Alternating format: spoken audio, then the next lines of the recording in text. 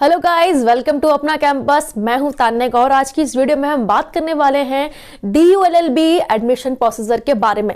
तो आज की वीडियो में हम बात करेंगे कि आखिर DU LLB एग्जाम क्या है, इसका एग्जाम पैटर्न क्या है, इसका सिलेबस क्या है, इसका एलिजिबिलिटी क्राइटेरिया, इसके सीट्स के बारे में। तो ये हम सारी बातें डिस्कस करने वाले हैं आज की इस वीडियो। दोस्तों, DU LLB आपका 3 ईयर का प्रोफेशनल कोर्स है और ये course faculty of law offer करता है, जो कि दिल्ली यूनिवर्सिटी का ही एक पार्ट है। तो ये तो हमने बात कर ली DU LLB के बारे में।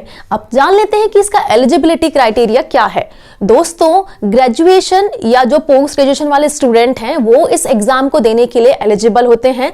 साथ में ही अगर जो फाइनल ईयर में पढ़ रहे हो या फाइनल ईयर पास कर चुके हो वो भी इस एग्जाम को दे सकते हैं। ध्यान आपको बस इतना रखना होगा कि क्वालिफाई एग्जाम में आपको ये मिनिमम फॉलोइंग मार्क्स आपके आने जरूरी है। जैसे कि अगर आप जनरल कैटेगरी से बिलोंग करते हैं तो आपके 50% मार्क्स आपने स्कोर किए हो।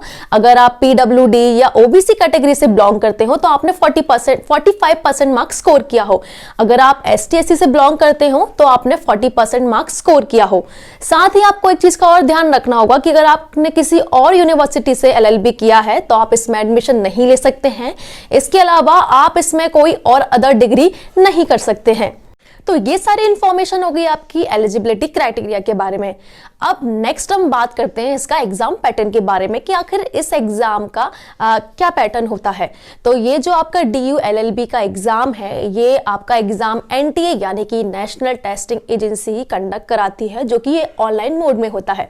ये आपका जो एग्जाम होता है ये प्रॉपर आपका ऑब्जेक्टिव बेस्ड होता है, यानी कि आप MCQ भी बोल सकते हैं। हर आपको एक क्वेश्चन में आपको 4 ऑप्शन दिए जाते हैं और एक ऑप्शन पे आपको टिक करना होता है। जो इसका ड्यूरेशन टाइम होता है वो आपका 2 आवर्स होता है, यानी कि 2 घंटे में आपको ये पूरा पेपर करना होता है। इसमें टोटल आपके 100 क्वेश्चंस पूछे जाते हैं। आपका हर एक क्वेश्चन 4 नंबर का होता है। कुल मिला के आपका 400 मार्क्स का ये पूरा पेपर हो गया। आपको इस एग्जाम को बहुत ध्यान से करना होगा क्योंकि इसमें नेगेटिव मार्किंग भी रहती है। अगर आपने गलत आंसर दिया तो आपका 1 मार्क्स डिडक्ट हो जाएगा। ये पूरा पेपर आपका इंग्लिश लैंग्वेज में होता है और ये पूरा ऑब्जेक्टिव बेस्ड होता है।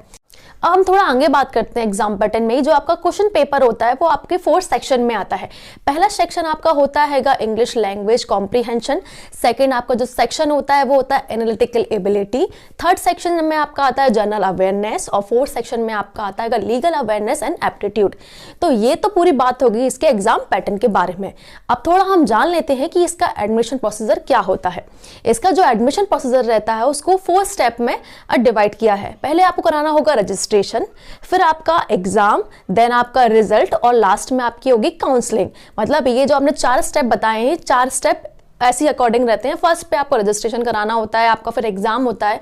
एग्जाम देने के बाद में आपका रिजल्ट आएगा और फिर आपकी काउंसलिंग होगी। तो पहले हम जान लेते हैं रजिस्ट्रेशन के बारे में।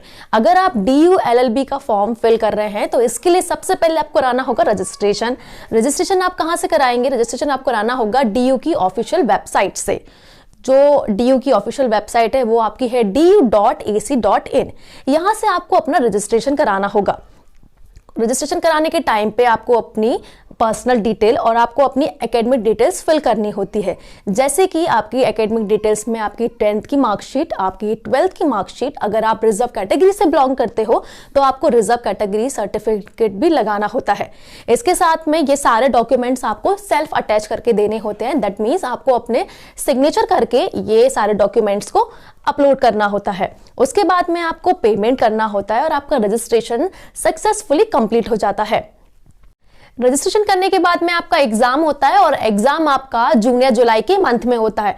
पैटर्न की हम बात करें तो पैटर्न हम इसके बारे में हम बात कर चुके हैं कि पैटर्न ये ऑब्जेक्टिव बेस्ड आपका पेपर होता है जो कि आपका 2 घंटे का होता है।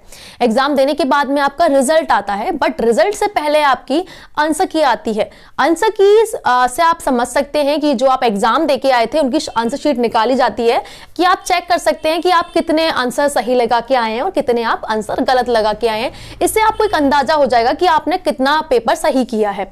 आप चाहे तो उस आंसर की पे आप क्लेम भी कर सकते हैं। जैसे कि सपोज क्वेश्चन पेपर में कोई क्वेश्चन आया, आपको डाउट है कि ये क्वेश्चन गलत आया है या इसके ऑप्शन गलत आए हैं, तो आप क्लेम भी कर सकते हैं। अगर आपका क्लेम सही होगा तो आपको पैसे वापस मिल जाएंगे। क्लेम करने के बाद आपकी एक फाइनल आंसर की आती है और फाइनल आंसर की के बाद में आपका फाइनल रिजल्ट आता है। तो ये तो पूरा प्रोसेस हो गया रिजल्ट का। अब इसके बाद में आपकी काउंसलिंग की बारी आती है। रिजल्ट आने के बाद में आपकी एक मेरिट लिस्ट बनाई जाती है, जो लगभग 3 से 4 मेरिट लिस्ट आती हैं। अगर सीट्स बची होती हैं तो और भी मेरिट लिस्ट आती हैं और देन आपकी काउंसलिंग स्टार्ट हो जाती है। उसके बाद में जो आपके डॉक्यूमेंट्स रहते हैं उनको वेरीफाई किया जाता है। डॉक्यूमेंट्स में आपके 10th की मार्कशीट, आपके 12th की मार्कशीट, आपका एडमिट कार्ड, आपका एप्लीकेशन फॉर्म का प्रिंट आउट और आपका माइग्रेशन सर्टिफिकेट अगर आपने ग्रेजुएशन किसी और यूनिवर्सिटी से किया हो।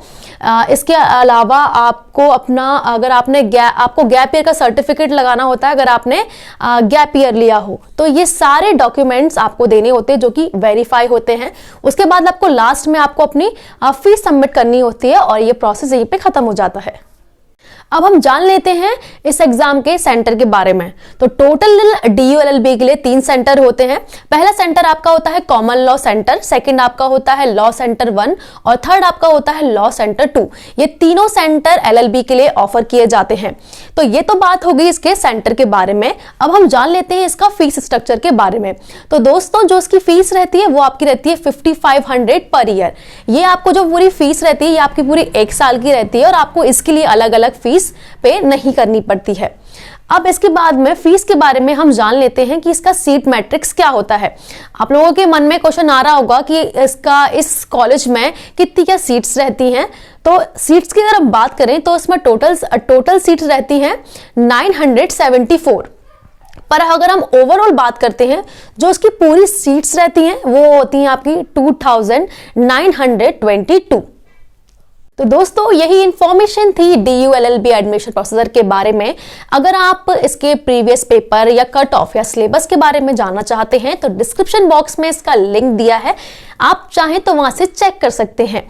आई होप आपको मेरी सारी बात समझ में आई हो। अगर आपको मेरी वीडियो पसंद आई हो तो प्लीज हमारे वीडियो को लाइक करें, शेयर करें और सब्सक्राइब करना ना भूलें हमारे चैनल को। तो मिलती हूं आपसे मैं नेक्स्ट वीडियो में।